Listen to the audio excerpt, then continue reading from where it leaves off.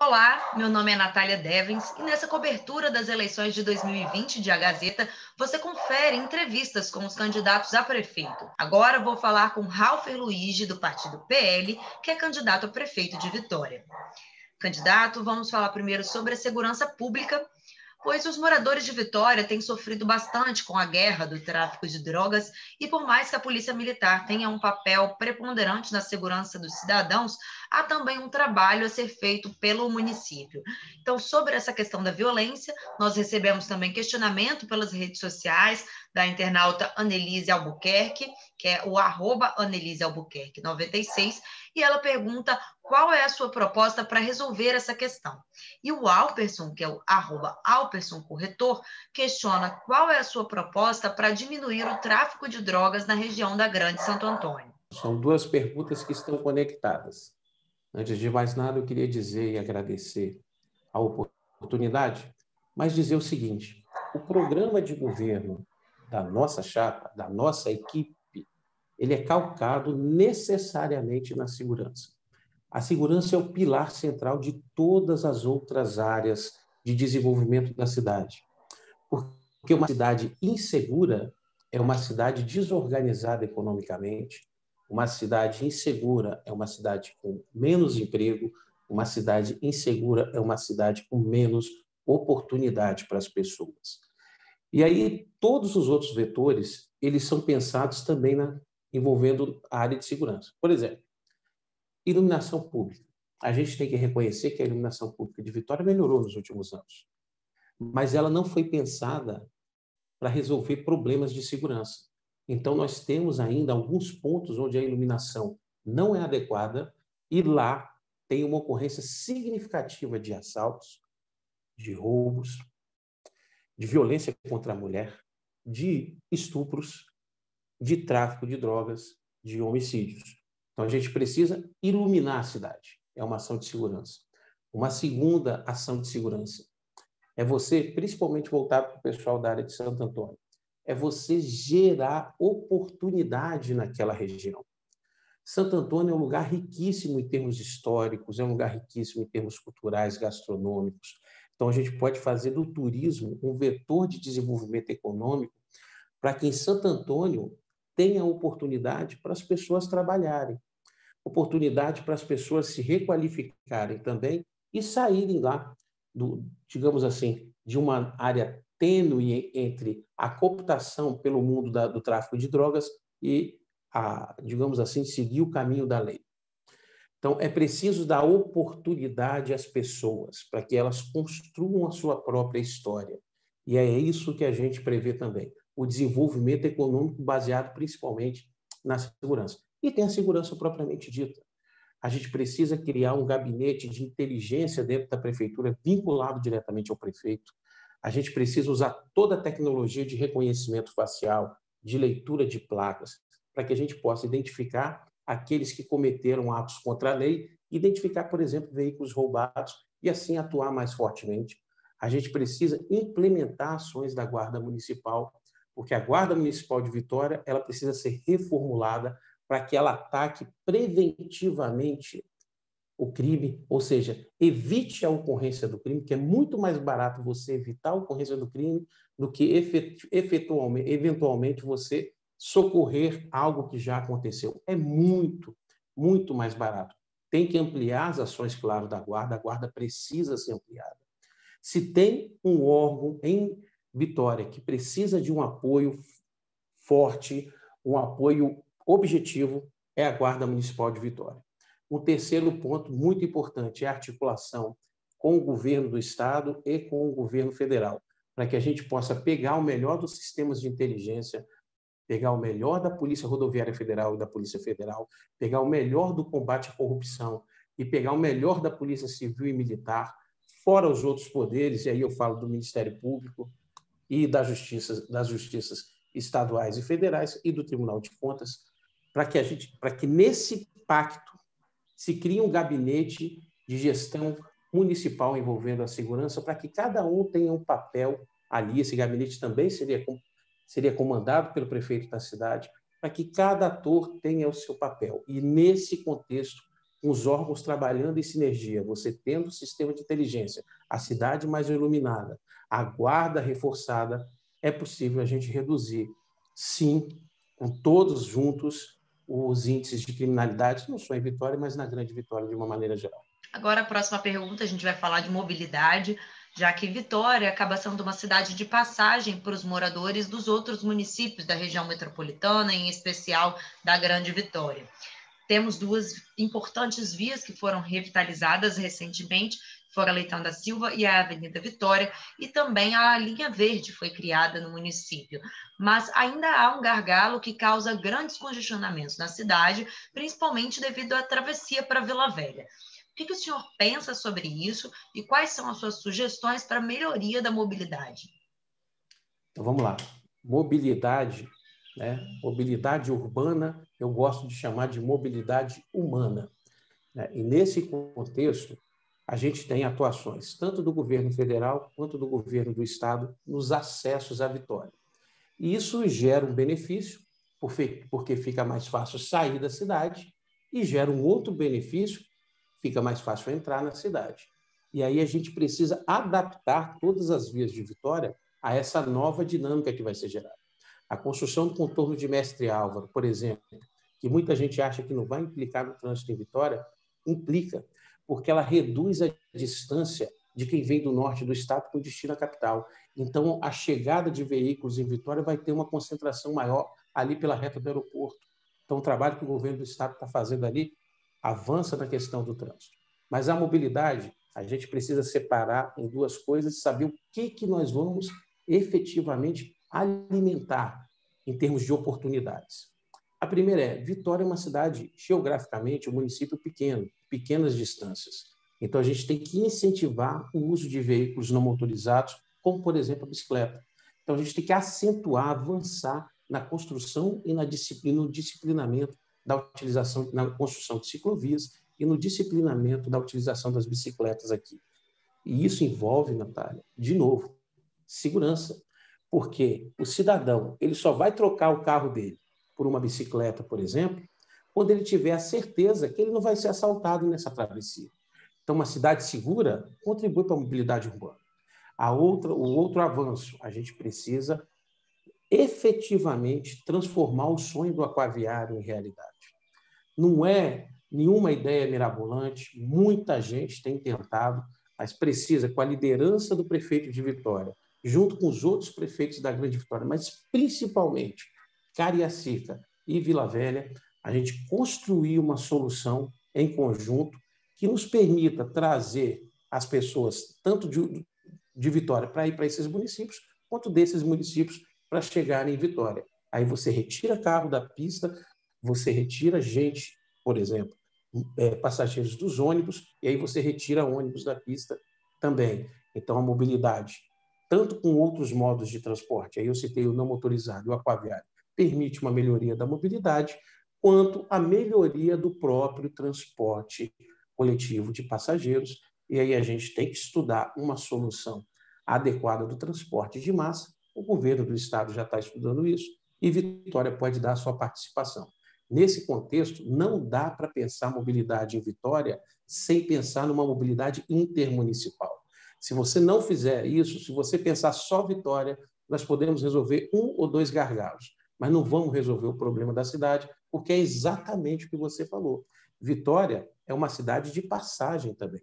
Tem gente que passa e não fica por aqui. Então, a gente precisa oferecer oportunidades de outros modos de transporte com segurança, oportunidade de um transporte coletivo de massa com segurança e também, eventualmente, havendo demanda, avançar na ampliação da capacidade das pistas, que é o que foi feito, por exemplo, na Leitão da Silva. Leitão da Silva, eu tive a oportunidade de participar durante 18 meses como gestor daquela obra e fiquei muito feliz com a conclusão dela no ano passado, e ela aumentou em 33% a capacidade de transporte ali, naquele segmento, o que é muito e é importante. Então, ampliação de capacidade nesse sentido, a gente entende muito válido também. Agora, no setor da educação, vamos falar também, trazer um indicador da nota do IDEB de Vitória, que colocou a capital na posição 67 no ranking das séries iniciais e na posição 48 nas séries finais. As notas ruins dos alunos, elas ainda se confrontam com o gasto que a capital realiza por aluno, que é de R$ 7.600. E isso coloca a cidade como o 9º maior gasto por aluno no ranking dos municípios, né, daqueles que mais investem. Ou seja, o dinheiro não necessariamente se traduz numa educação melhor. O que o senhor faria para mudar essa realidade? Aí nós temos duas ações. A primeira, e me parece óbvia, é que para que existe a educação básica, depois a gente separa a educação básica em ensino infantil, ensino fundamental, que são responsabilidades da prefeitura, e ensino médio. É que ao final de todos esses anos, na escola o aluno tem a condição de compreender basicamente tudo o que acontece à sua volta e está preparado para superar eventuais desafios. Se ele quiser ir mais à frente, se profissionalizar, ele faz o curso superior. Então, primeiro ponto, o que é educação infantil? Educação infantil é aquela antiga pré-escola, né? A creche pré-escola, o jardim de infância, que vai com a criança até os 5 anos de idade. A criança até os 5 anos de idade, ela precisa, em termos de educação, de duas coisas prioritárias. A primeira, criar a condição de interrelacionamento e, segundo, se comunicar. Então, isso tem que ser priorizado na educação infantil. A possibilidade de interrelacionamento e a possibilidade de comunicação. Então, principalmente língua. Parte de língua, início à escrita e início à matemática. No ensino fundamental, não. Ensino fundamental, a gente parte de um princípio, que ele começa a se comunicar com mais clareza nas séries iniciais e vai avançando, e aí nós temos que privilegiar ou fortalecer as disciplinas básicas. Quais? Línguas, porque a criança precisa ler e escrever, entender o que ela escreveu, entender o que ela está lendo. Matemática, porque sem matemática você não consegue dimensionar nada do que está à sua volta. E ciências humanas, sociais e ciências biológicas, antigos, né? Geografia, história, física e química. Por que isso? Porque estudando essas 4 disciplinas, mais as 2 que eu disse, a criança, o aluno, ele tem a condição de compreender o que está à sua volta. Então, ele tem a condição de saber de onde as coisas vieram, como é que elas são, e aí nós estamos falando de história e de ciências, e também de como elas estão, que é geografia. Então, aí você tem uma visão mais completa e mais ampla, e aí o aluno sai do ensino fundamental efetivamente em condições de, a partir daí, ir para o ensino médio e discutir coisas mais interessantes. E aí vem a nossa diferença dos outros candidatos. Nós somos uma candidatura, uma chapa, uma equipe conservadora. E na questão do conservadorismo, a gente entende que nos primeiros anos tem que ser ensinados as disciplinas fundamentais, as disciplinas clássicas, para depois, no nível médio, se discutir assuntos mais complexos e que, às vezes, vão até contra mesmo aquilo que, por exemplo, os pais pensam.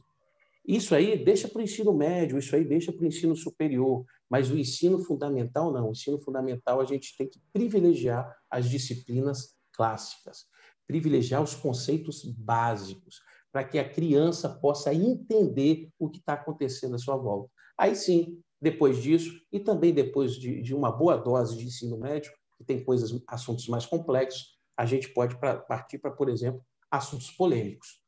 Aí sim, a pessoa já preparada, com uma visão de mundo mais interessante, pode discutir um assunto polêmico de igual para igual com qualquer um. Agora, sobre economia, a Vitória é conhecida por demorar quase 2 anos para entregar um alvará sanitário ao empreendedor. E eu queria saber se é possível melhorar a relação entre a burocracia municipal e o empreendedor na avaliação do senhor. E se sim, quais são suas propostas para isso? O que o senhor deve entregar até 2024? Isso é fundamental, porque a relação hoje, aquela relação clássica do emprego, da pessoa com o emprego e com o trabalho, ela está mudando muito rapidamente. Hoje, o emprego e o trabalho são coisas que necessariamente não estão caminhando mais juntas. A pessoa não tem o emprego, mas ela tem o trabalho. E como é que ela tem esse trabalho? empreendendo. E aí a gente precisa, primeiro, ter a prefeitura digital. Eu me surpreendi, Natália, na semana, há alguns meses atrás, quando eu tive que ir 3 vezes à prefeitura para pagar uma conta. Veja bem, uma conta que eu podia pagar do meu celular, eu tive que me dirigir fisicamente 3 vezes à prefeitura, repito, 3 vezes, passar por 3 setores diferentes para pegar uma conta e pagar. Isso não pode acontecer, a gente tem que facilitar a vida do cidadão. E aí é digitalizar, virtualizar, informatizar o máximo de ações que nós pudermos. O máximo. Tem que ser 100% digital a prefeitura. Todo serviço prestado, que não seja o serviço prestado de saúde, até mesmo os de saúde, mas esses serviços de área meio que atrapalham, burocráticos, aquele antigo carimbo, isso tem que acabar. Dá para fazer tudo isso digitalmente. Várias cidades no mundo, inclusive no Brasil, já fizeram isso. A própria Prefeitura de Vitória já tem alguns serviços digitais. E lá no governo federal, quando estive, fui responsável, por exemplo, no Departamento Nacional de Infraestrutura de Transportes, de adotar 2 procedimentos fundamentais para virtualizar e informatizar todo o órgão. Hoje o DENIT tem um programa que foi criado por nós chamado DENIT Sem Papel. Por quê? Porque acabou o papel lá. Acabou. Hoje o cidadão não precisa do DENIT para protocolizar mais nada. Ele faz tudo digitalmente. E é assim que tem que ser na prefeitura. E as respostas todas, aí a gente tem que criar, tem que ter métrica para ver o que está acontecendo e meta, para, a partir daí, reduzir os prazos de cada fase de obtenção, por exemplo, para obtenção de um alvará. Inclusive, num mapeamento de processo, retirar pedaços do processo que são desnecessários. Quando estive também no DR, Departamento de Estado de Rodagem aqui do Espírito Santo, na condição de diretor-geral, a gente fez um bom mapeamento de processo, reduzimos o prazo, por exemplo, de fiscalização, pagamento, aditamento e licitações de contratos, e a gente conseguiu avançar nesse sentido, reduzindo os prazos, e os serviços foram sendo, o resultado da burocracia foi saindo mais rápido. Então, a gente precisa ter métrica, porque a gente precisa medir. E depois que a gente mede, a gente precisa ter meta para a gente ter um objetivo, um destino, um caminho para poder alcançar. E sobre as finanças públicas, candidato? Vitória tem hoje o maior orçamento do estado, mas no ano de 2019 investiu menos do que Cariacica e Serra. Então, como que o senhor pretende mudar essa realidade? Aí nós temos tem que ter 2 visões da mesma coisa, né? Uma coisa é você ter o maior orçamento, outra coisa é você ter a maior demanda por prestação de serviços. E Vitória tem uma demanda de prestação de serviços significativa. Então, na gestão, na próxima gestão, que eu espero que seja a nossa, o que acontece? A gente tem que manter os serviços funcionando. Essa é a prioridade número 1 da nova gestão. Precisamos manter os serviços funcionando. E nesse contexto, estou falando de posto de saúde, unidade básica de saúde, manter as escolas, a guarda ter gasolina para os carros, ter uniforme, porque os guardas municipais já têm anos que não têm uniformes novos. Todos os quesitos para manter os serviços funcionando. E aí, nesse contexto, separar o pedaço do orçamento adequado para isso e ir reduzindo, por exemplo, com transparência nas licitações. Quanto mais transparente for uma licitação e mais informatizada for uma licitação, maiores são os descontos, porque maior é a competição. E se você paga menos por um bem, paga menos por uma prestação de serviço por parte da prefeitura, sobra para você gastar em outro lugar. Esse é o primeiro ponto. Segundo, quando você faz um mapeamento de processo e, eventualmente, você diminui setores, porque esses setores não precisavam estar ali, cada setor, Natália, cada setor são 1, 2, 3 funcionários comissionados, por exemplo, que a gente pode abrir mão dos serviços deles. Por quê? Porque os serviços dele, numa nova modelagem, mais moderna, mais rápida, informatizada, pode ser substituído por exemplo, de inteligência artificial. E hoje, ele é responsável, por exemplo, no governo federal, há uma meta de que 30% dos funcionários do governo federal eles avancem para o home office. 30% dos funcionários da prefeitura em home office significa o seguinte: o servidor mais satisfeito, o custo da prefeitura mais baixo, porque não vai ter que gastar com energia, água e material envolvendo escritório. O custo da prefeitura cai significativamente. O custo de, a gente fala o custo de transição, né, de transicionar, né, de custo de transação, me desculpe, de todo o processo. Você reduz o custo de transação, aumenta a produtividade, pode dispor de cargos comissionados, acabar com uma quantidade significativa de cargos comissionados, diminui os aluguéis que eventualmente a prefeitura vai pagar, ou se a prefeitura não paga aluguel, está em imóvel próprio, e se diminui a ocupação do imóvel, ela pode alugar o espaço ocioso dela para ter uma receita adicional, e aí devagar você vai reduzindo os gastos, aumentando a receita, e olha que eu estou falando só em nível administrativo, não estou nem falando de gestão econômica, de fator econômico, não, só em nível administrativo. Você economiza, quando você economiza no custeio, repito, prestando o serviço público, sobra dinheiro para você investir. Ok, candidato, muito obrigada por ter participado conosco e até uma próxima. Eu é que agradeço a você, agradeço a Rede Gazeta.